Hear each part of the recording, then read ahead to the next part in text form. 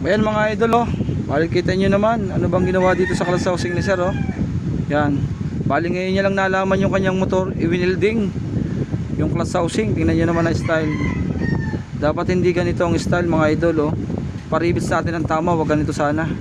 Tingnan nyo ang ginawa oh. Grabe. Yan. Pero ang issue naman namin dito talaga yung connecting rod dahil maingay. Tapos nabarahan yung nozzle kaya nasira yung connecting rod, yung side bearing. Pero ito ay napansin ko na, sinabi ko nga, pagka hindi mo sinabi, edi sabihin na natin na ganito. Ay, kita naman nga, nanidismaya sa sir. Nagpapagawa ako dun sa bago naman, yung pala lalong masisira. Kaya ayan po, tignan nyo. Winilding. Grabe naman to mga idol oh. Class housing. Umayod ka na sa kanya.